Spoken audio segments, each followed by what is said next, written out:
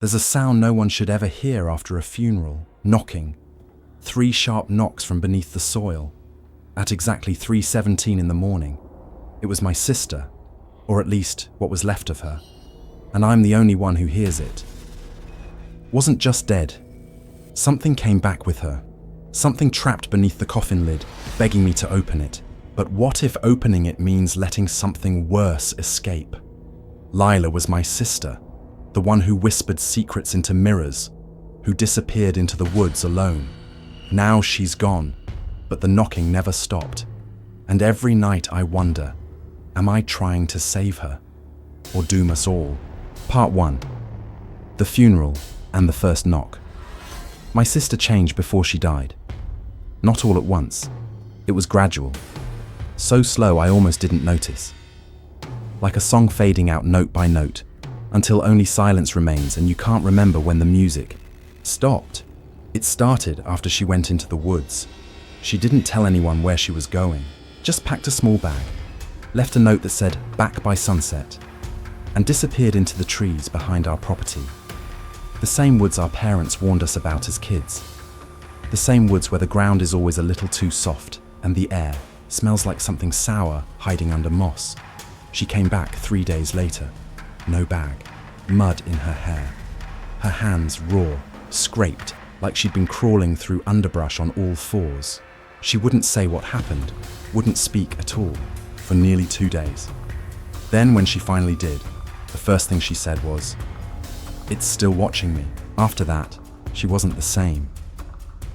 She stopped going to school, started sleeping during the day, pacing the hallways at night.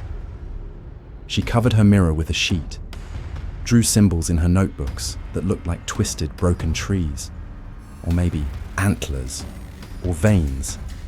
I asked her what they meant once, and she looked at me like I was a stranger. Her eyes were glassy, hungry, afraid. She whispered to the mirror even when it was covered. Just low murmurs I couldn't make out. I stood outside her door one night holding my breath, listening. And I swear, I heard another voice whispering, "Back." Then she got sick. It happened fast. First a fever, then nosebleeds that wouldn't stop. Her skin went pale. Her fingertips turned blue. She stopped eating, stopped speaking. Doctors ran tests but found nothing. No infection, no tumors. No reason why a 19-year-old girl was wasting away like something was leeching the life out of her from the inside. And then, she died. Heart failure, they said. Peaceful, they said. But her body didn't look right. It was too stiff, too clean. No sign of the struggle she went through in those final hours. Her mouth was closed too tightly. Her nails were intact. Not like someone who'd fought for breath. And the strangest part, she wasn't cold. Even in the mortuary, her skin still felt warm, like she was just sleeping, like she might open her eyes any second and laugh at the whole thing. She didn't. The funeral was quiet, just family and a few friends who hadn't seen her since she started withdrawing. I gave a short speech. I don't even remember what I said. My voice cracked. My hands shook, but mostly I felt empty, not numb, just wrong, like grief was waiting in the wings, not ready to take the stage. We buried her in the family plot behind the house, under the oak tree that splits like a fork in the sky. It was raining. The priest said something about peace, but the sky didn't look peaceful. It looked like it was holding its breath. That night, I went to bed early. I couldn't sleep though. I lay there, staring at the ceiling, the room too, quiet, too still. The air felt heavy, like a storm was pressing against the windows. And then, at exactly 3:17 a.m., I heard it. 3 sharp knocks. Knock, knock, knock. I sat straight up, my heart hammered in my chest. I listened. Silence. No footsteps, no wind, no creaking floorboards. Then again, knock, knock, knock. I got out of bed thinking, maybe it was the front door. Maybe someone had come to offer condolences at a wildly inappropriate hour. I crept downstairs. The house was dark, silent. Nobody at the door. I checked the back. Nothing. But the sound. It didn't come from outside. It came from below. I stood in the middle of the living room, staring down at the wooden floorboards. Beneath them, the crawl space. And beyond that, the soil. The grave. I told myself I was hearing things. That grief can warp the senses, pull tricks on a tired mind. So I went back to bed and convinced myself it was just my imagination. The next night, it happened again. Same time, same pattern. Knock, knock, knock. This time, I didn't move. I just stared at the ceiling, sweat gathering at my temples, chest frozen. And in the silence that followed, I heard something else, a sound I cannot explain, a shuffling, a dragging, like fingertips over dirt, like breathing. I got dressed and went outside with a flashlight. I stood over her grave and waited. The earth was damp, the air was still. I knelt down, put my ear to the ground. For a moment there was nothing, and then I heard it. A slow, shallow inhale, and then another. Breathing, coming from beneath the soil. I staggered back, dropped the flashlight. It flickered, rolling to a stop against a gravestone. That's when I knew we buried her too late, or too soon. Because whatever is inside that box, it isn't resting, and it's not done with me yet. Part 2. What Lila brought back. I couldn't sleep after that second night. The knocks were no longer isolated sounds in the dark. They were messages. They were her, or something wearing her skin.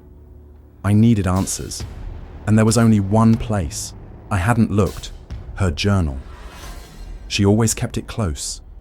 She'd carried it like a shield, hidden under her pillow or tucked beneath the mattress.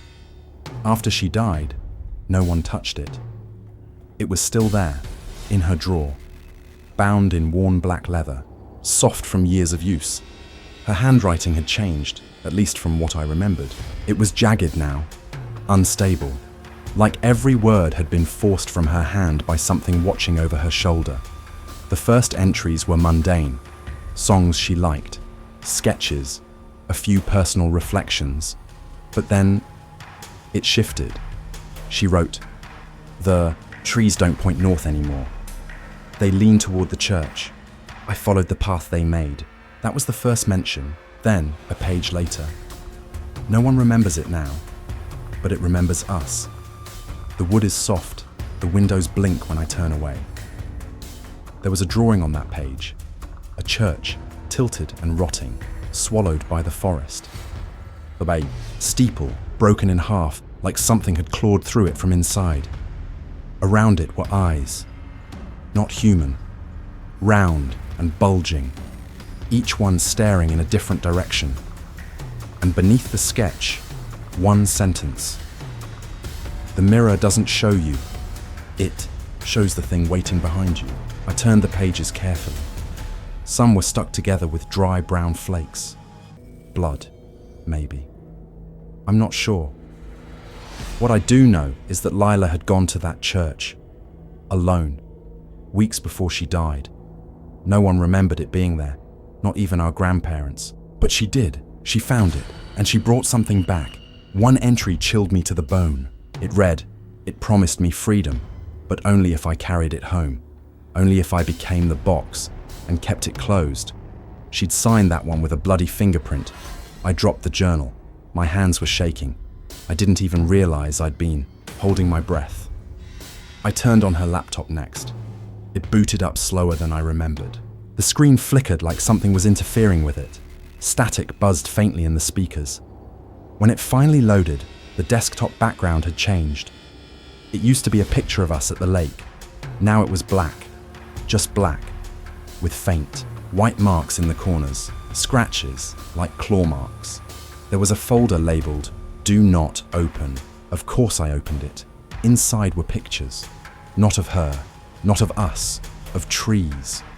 Bark twisted into faces, a stained glass window shattered on the forest floor, and a mirror.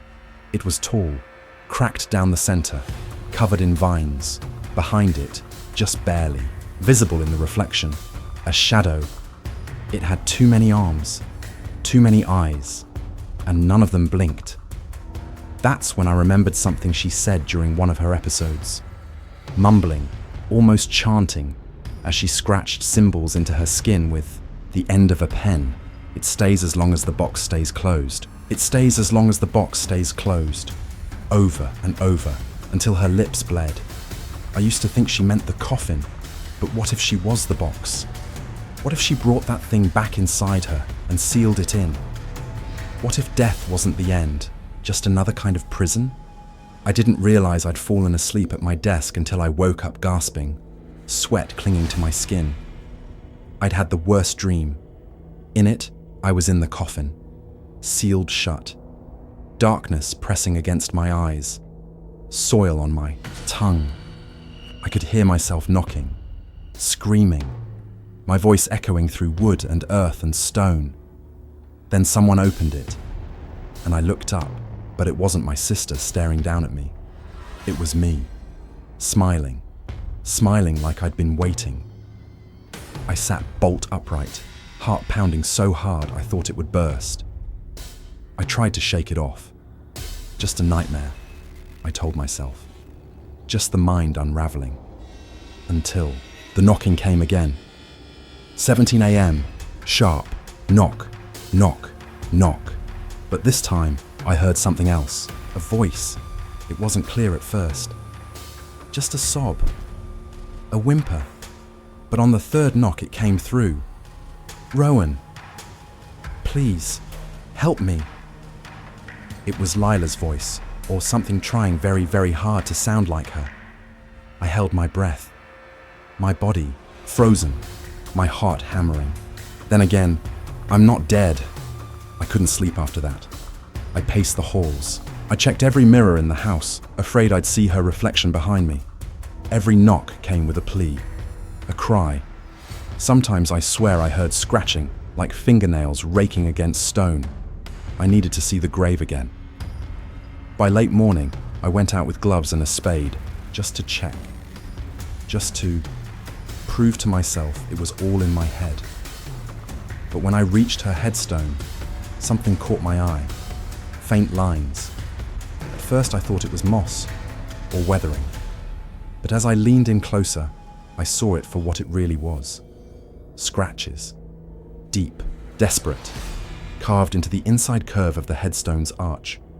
From the inside, 5 lines, then 4, then 3, then 1. She'd been counting the days, or something had. I stepped back. My legs felt weak.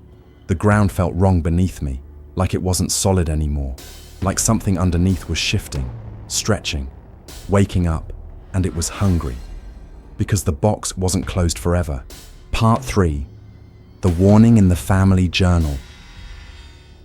I used to think hauntings were stories, tragic things that happened to other people, echoes caught in a place, easy to explain, easier to dismiss. But now I know better, because what's happening isn't a haunting. It isn't Lila reaching out from beyond the grave. It's something else, something older. And I'm starting to believe this isn't the first time it's happened in my family. It started with a box. I found it in the attic, buried under old blankets and rotting trunks, half devoured by dust. I don't know what led me there. Maybe instinct, maybe something else guiding my steps. The air was thicker up there, stale and hot, like something had been breathing just moments before I arrived. The box was made of wood, dark and stained at the edges. On the lid, carved faintly in a hand I didn't recognize, was one word: Iris. My great-grandmother. I knew next to nothing about her, just a name on a family tree. But inside the box was the kind of truth families bury. There was a letter, yellowed with age, folded with care. Written across the top in a firm, shaking hand were 4 words: Don't Listen to her. My skin prickled as I opened it. The ink had bled in places, but the message was clear. It was from Iris, addressed not to anyone by name, but to whoever finds this when it starts again. She wrote, "You'll think it's your sister. It isn't. It never is. Don't talk to her. Don't answer the knocks. Once the box opens, the shadow gets out." That line stopped me cold, because she described everything, every piece of it. The knocks, the voice that sounded almost right, the dreams of coffins, the voice in the walls, and the thing that waits behind the mirror. Beneath the letter, I found a leather-bound journal, worn to the spine. The pages smelled of mildew and smoke. Some were torn, others stuck together with time and something darker. I turned the pages slowly, careful not to rip them. It was Iris's handwriting. Careful, tight, getting more frantic as the pages went on. She wrote about her sister, Eva. Eva had gone into the woods, just like Lila, alone. They lived in this same house then. The same oak tree grew over the same plot in the back. Iris was only a teenager when Eva vanished for a few days. When she came back, she was different. Sound familiar? Eva stopped eating, spoke in riddles, drew symbols that looked like warped crosses and circles lined with teeth. She claimed she'd found a church where there wasn't one, a church that breathed. She said it promised her something, a place inside the dark where no one could find her. Iris wrote that she tried to get help, but no one listened. Everyone said Eva was sick, but she knew better. Eva had brought something back, something that followed her. Then came the knocking, at 3:17 a.m. every night, sharp, rhythmic, and eventually, begging. Iris described it in detail, Ava's voice, pleading, crying, saying things only Ava would know, their secret names, the lullaby their mother sang, the scent of burning cedar from their childhood. She believed it at first. She opened the door, but the voice wasn't coming from the hallway. It was coming from below the floorboards, and by the time she realized it, it was too late. She wrote that she dug up the coffin herself. Eva had died weeks earlier from what they called wasting sickness. They buried her under the same tree as Lila. But when Iris opened the coffin, it was empty. No signs of tampering, no dirt displaced, no trail. Just a hollow box, lined with claw marks and a single scrap of hair.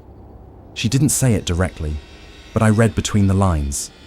Whatever Ava brought back, the church, the mirror, the shadow with the blinking eyes, it didn't stay with her. It used her until the coffin was closed. And then it waited. And now it's happening again. Only this time, it's wearing my sister's voice. Last night, the knocks came earlier. 9. Knock, knock, knock. I stayed frozen in bed, heart pounding in my throat, sweat rolling down my neck. Then the voice came. It was Lila, but softer this time. Not desperate, almost patient. She said my name like she was smiling. "Rowan, I know you're awake." I didn't move, didn't breathe. Then, closer. "Don't you miss me?" My mouth was dry, my limbs heavy. My body wanted to believe it was her, but something deep in me knew better. It sounded too perfect. The cadence was right, the words were right, but the emotion behind it, hollow, like it had learned how to mimic grief, but not feel it. I got up when the voice stopped, made my way outside, flashlight trembling in my hand. The grave was just as I'd left it, the dirt undisturbed. But when I shone the light on the headstone, something was new. Fresh scratches, a single word carved deep into the stone. Open. I stumbled back. And that's when I realized something horrible. I wasn't alone. There, behind the tree line, just barely visible between the twisted branches, something stood, not moving, not breathing, just watching. It looked like Lila from a distance, but too tall, too thin, and its head tilted too far, like it had forgotten how to hold it. And I swear, where its face should have been, the darkness rippled, like a mirror trying to reflect something that isn't really there. I blinked, and it was gone, but the impression it left in the dirt remained. Not footsteps, just a single handprint, long fingers, too many joints. I'm beginning to understand what iris meant. This thing, it gets smarter. It learns your voice, your fears. It watches, it waits, and when it thinks you're weak, it knocks. Not just to be let in, but to become you. Because once the box opens, the shadow doesn't want to leave. It wants to wear you like a mask, and I think it's getting ready to try. Part 4. The Mirror Ritual. Some doors shouldn't be opened, and some mirrors shouldn't be looked into, but I was running out of time and options. It started with Lila's sketchbook. I found it tucked inside her pillowcase, hidden beneath the foam like she didn't want anyone to ever see it. As soon as I opened it, I knew why. Page after page. Madness. Charcoal drawings of a crumbling church, spires curling like twisted fingers toward a sky that bled black.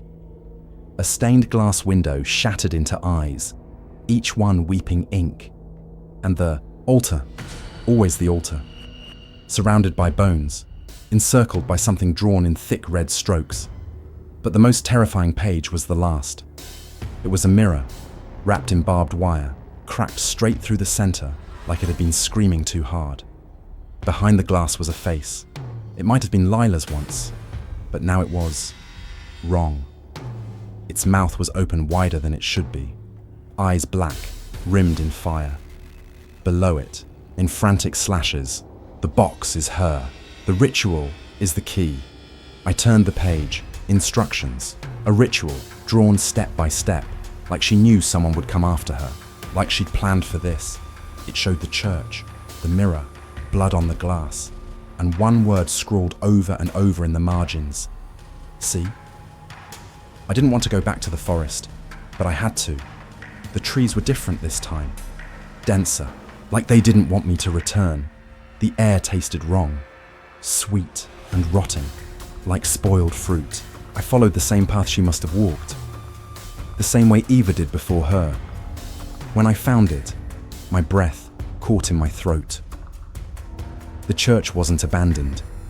It was waiting, half collapsed, swallowed by moss and time, but humming, like it had lungs, like it was breathing through the rot.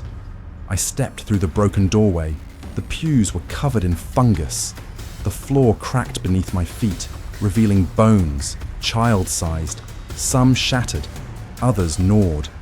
The air was humid, heavy, like it was pressing down on my shoulders. The altar stood crooked at the front, blackened with old ash. Something had burned here, not once, many times. Behind it, the mirror. Massive, tall enough to reach the rafters, cracked across its center, wrapped with vines that pulsed when I got too close, like veins filled with something, still warm. And it whispered, softly, my name, Rowan. I didn't want to touch it. I didn't want to see, but I had come this far. I followed Lila's ritual. I pricked my finger, let the blood smear across the center crack, just like she drew. I whispered the words she'd written, words I didn't understand but felt wrong in my mouth, like I was speaking in reverse. The whispering stopped. Then the mirror changed. At first, it was just me staring back, pale, shaking, broken. But then, the reflection flickered, the background turned black. Fire licked the corners, and there, trapped inside, was Lila. She was in a coffin, screaming, pounding against the lid, fire closing in around her, her skin blistering, her hair gone, her eyes pleading. I stumbled back, mouth open. She mouthed something, please, help me. But then the image flickered again, and the Lila in the mirror smiled. Not the real smile. Not hers. This one stretched, too wide. The eyes didn't blink. And then, slowly, deliberately, it mouthed something else. It's not her. The fire turned blue. The thing inside the mirror laughed without sound, and the glass began to warp, as if it were trying to pull me in. I ran. I didn't look back. The trees reached for me. The forest screamed my name. And still I ran, thorns tearing my clothes, roots grabbing my ankles. When I finally burst free of the woods, the sun had long set. My lungs burned. My blood felt cold. And something was following me, not footsteps, but something heavier, slower, smarter. I made it home, locked every door, closed every window, covered the mirrors, burned the sketchbook. And still, at 3:17 a.m., the knocking came again. Louder, closer. I sat on the floor, head in my hands, whispering to myself that it wasn't real, that it wasn't her, that I'd seen the truth. Then, the knocking turned to banging, fist against wood. Bone against glass. Over and over. It rattled the walls, shook the windows. And then it changed. Something knocked back. But this time, it wasn't coming from the floor or the coffin. It came from inside the house. 3 slow, deliberate knocks. From behind my bedroom door. Knock, knock, knock. I froze. I didn't speak. I didn't move. Then a voice, soft and too sweet, slithered under the door. You looked into the mirror. The doorknob twisted once. Now it sees you too. I stared at the door for what felt like hours. It never opened. But I haven't slept since, because I know what I saw in the mirror wasn't just trapped. It was waiting, and now that I've seen it, it's coming. Part 5, Open or Burn. I tried to ignore it, to bury it, but the truth doesn't stay buried. Not when something beneath the soil is still breathing. I told my parents everything about Lila's sketchbook, the journal, the mirror, the church, in the woods, the voice in the floor. I poured it all out at the kitchen table, shaking hands, cracked voice, eyes desperate for even a flicker of belief. But they didn't believe me. Of course they didn't. They looked at me like I was the one losing it. Grief, they said. Trauma. Maybe I needed to talk to someone. Rest. Take time away from the house. But then the dog died. Our golden retriever, Wren, loyal, gentle, old as the hills. She never left Lila's grave. Ever since we buried her, Wren would lie beside it, whimpering some nights but refusing to be moved. That morning, we found her torn apart, her body shredded, bones splintered like twigs. No sign of coyotes, no blood trail, just ruin. And the worst part, she hadn't been killed on the grave. She'd been dragged there, as if something had pulled her back to it, deliberately. After that, my parents stopped sleeping. They didn't say it, but I saw the fear settling behind their eyes. They kept the lights on at night. They double-locked the doors. My mother started whispering prayers in a language I didn't recognize. But still, they didn't dig. They wouldn't. I did. I went back to Iris's journal first, read and reread the final pages, trying to find an answer. She'd faced this too. She'd fought it. And she wrote one thing. One clear, desperate command. If you hear her voice, if the knocks grow warm, if the sobs start to sound true, burn the box. Don't open it. Burn it before it burns through you. But guilt is a cruel thing. It worms through logic. It stirs hope where there should only be fear. And the knocking had changed. It wasn't angry anymore. Not violent. Not demanding. It was sad. Please, she said one night. Soft, muffled sobs beneath the floor. It's so cold. Rowan, I'm so cold. They lied to you. I'm still here. Please, just let me out. And I remembered Lila's hands, cold when they pulled her from the hospital bed. Her lips cracked and pale. Her voice hoarse from screaming, but still kind. Still my sister. What if she really had been buried alive? What if the ritual trapped her somehow? What if I was about to murder my sister because I believed some old, tattered book? The line between myth and memory started to bend. So I did what I shouldn't have done. I dug. It was harder than I expected. The soil was damp, heavy. It clung to the shovel like it didn't want to let go. My arms burned. My breath came fast. Each strike into the dirt echoed like a heartbeat. Fast, rising, manic. Hours passed. Then I hit the lid. The coffin was soaked with rot. Moss had begun creeping in at the edges, but it was whole, sealed. I hesitated. The knocking didn't come. No sound, no breath. Just silence. For a moment I thought, maybe I imagined it all. Maybe it was grief. Maybe I'd been spiraling and none of it was real. Then something shifted. A scrape, faint, just under the lid. And then, movement. Slow, deliberate. Something was crawling inside, not pounding, not trapped. Crawling. I dropped the shovel, took a step back. The air turned colder. Still.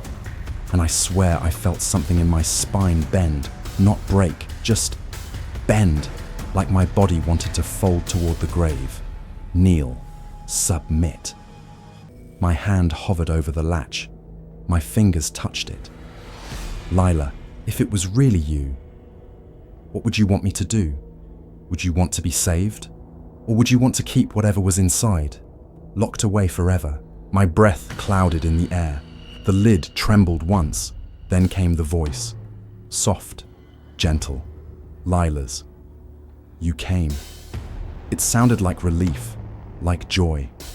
But underneath, something oily, something that didn't belong in a sister's voice. My heart raced. I reached for the gasoline, but my hand didn't move. Because what if it was her? What if the ritual was a trap, and I was walking away from the last piece of my sister still alive in this world? I stood there for what felt like forever, looking down at the coffin, watching the lid breathe, and then I made the worst mistake of my life. I reached for the latch. I didn't walk away, I didn't burn it. I opened it. Part 6. What came out of the box? I opened it. I wish I could say I don't know why, but the truth is, I wanted to believe. In her. In us. In the lie that maybe, just maybe, love could survive death. The lid creaked. Wood swollen. With rot. The smell hit me first. Not just decay, but something older. Wetter. Like grave soil had learned to breathe. For a moment, nothing moved. Lila lay there, her body rigid, hands folded over her chest like she was waiting for church. Bells. Skin like wax. Lips stitched with faint cracks. Her eyes were closed. And then they opened. Slowly. Too slowly. Like the muscles forgot how. Her lips twitched. Curled upward. A grin bloomed across her face and she whispered, "Thank you." But it wasn't Lila. Her voice came through like breath over broken glass. Every syllable stretched, warped, echoing from somewhere deeper than lungs. And her eyes, God, her eyes, didn't blink, just stared. Too wide, too dark. Like something was wearing her face and didn't quite know how to fit inside it.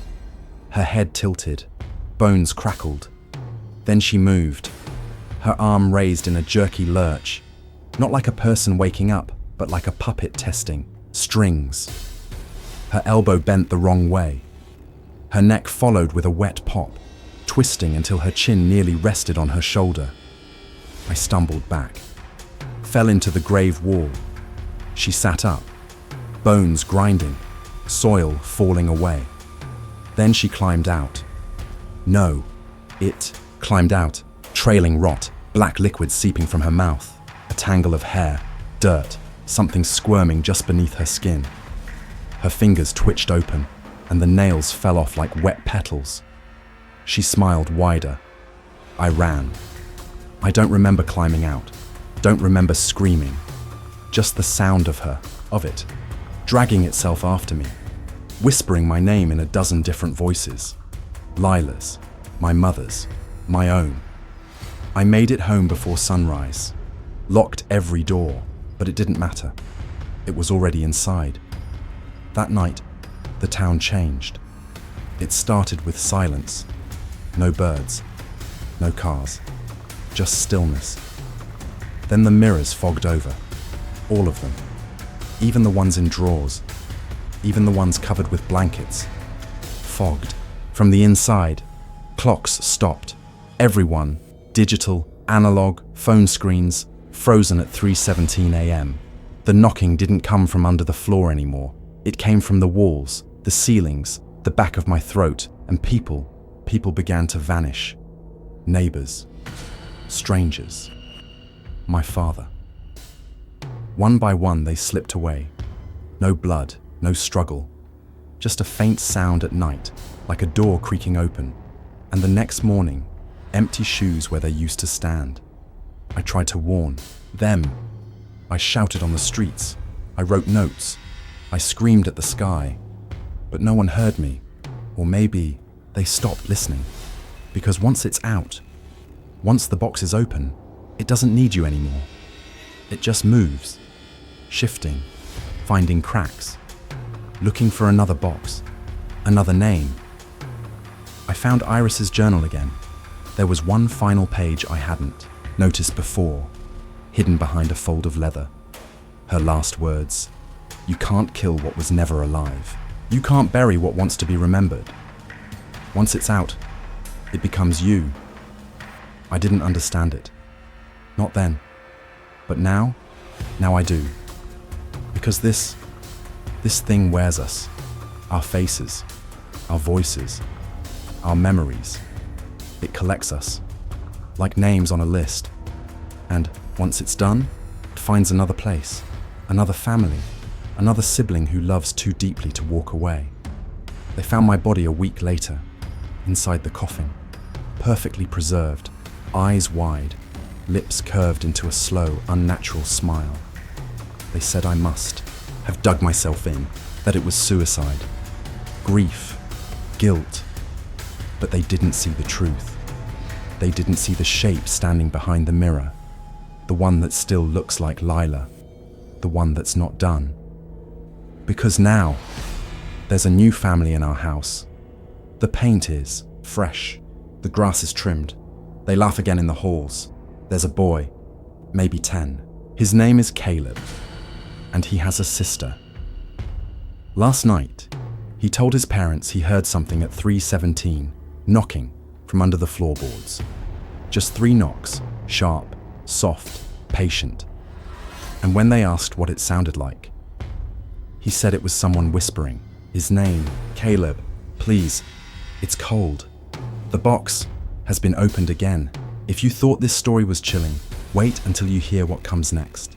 Here on Haunted Echoes, the darkness never truly ends, and neither do the secrets.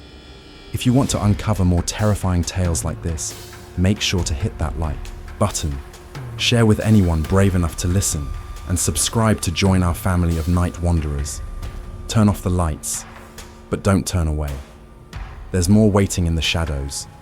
I'll see you in the next story, if you dare.